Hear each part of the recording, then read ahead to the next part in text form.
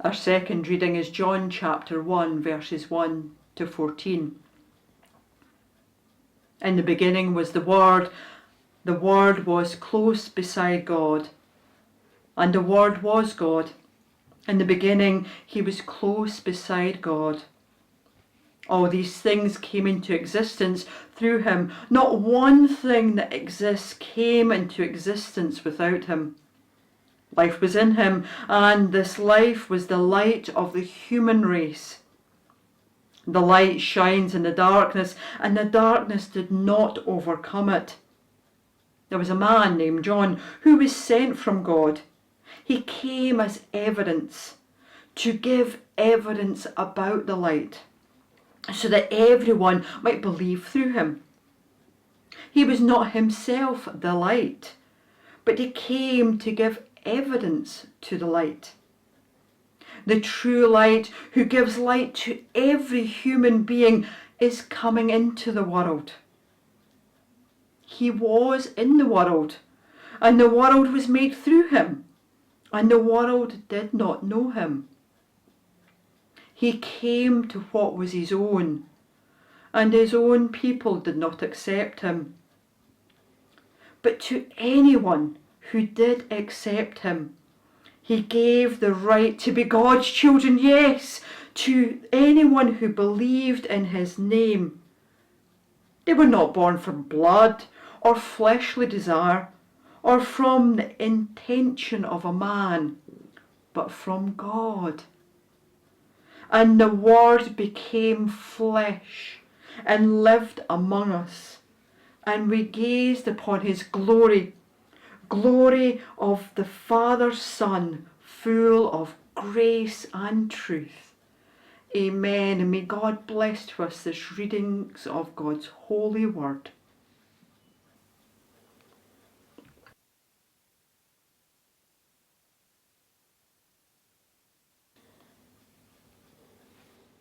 When things are hard, tiring, difficult, almost seem relentless, and they get to a stage where they are tentatively getting better. We tend to talk about there being light at the end of the tunnel. Light at the end of the tunnel, that hope that is in sight. That soon, very soon, the darkness we've been walking through will be left behind. Left behind as we get to the end of the tunnel and step out into the light once again. All of us have experienced that in our lives, maybe repeatedly, even more so in these times of COVID. At Christmas, many people, whether Christians or not, hope for better days, for light being returned to their lives, literally as nights draw in and the days get longer.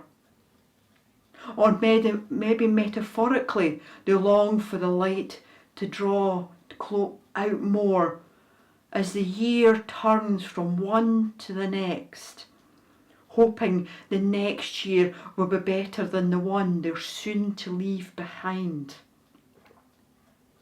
Waiting for light to appear when you're going through the tunnel of despair is so difficult. Do we carry on hoping that the end is near? Or do we turn back, knowing how far back the other entrance was and the certainty the past gives us? Sometimes we have no choice but to carry on, keep going, just putting one foot, either metaphorically or literally, in front of ourselves, hoping eventually that light that we just see glimmering in front of us really is the end of the tunnel. Mary, who bore Jesus, she and Joseph made their way to Bethlehem, had made her choice in this tunnel of whatever God was doing, and there was no going back. She was heavily pregnant by the time they arrived in Bethlehem. Where to stay? The city is full. A stable, at least that would be a roof above their head. And it was dry. And there in the midst of darkness, of homelessness, of despair, of uncertainty, Mary's son was born. Jesus. Jesus who comes into the darkest of places, born for us all, for the whole world, to bring hope, to show there is light at the end of the tunnel, at the end of the tunnel of darkness that the people have walked in for so long. Jesus, Son of Mary, Son of God, God in the flesh with us. With us. Even in our tunnels of despair, even in our tunnels of deep personal darkness, Jesus is with us. His light with us. His light being the light of the world. That light which is God's love. God's love for you and I, and for all of humanity, for all the world. God's love which came down at Christmas, bringing hope. May you know that hope even in despair. May you know Jesus' light even in darkness. For the light shines in the darkness, no matter what, and the darkness can never overcome the light. Amen.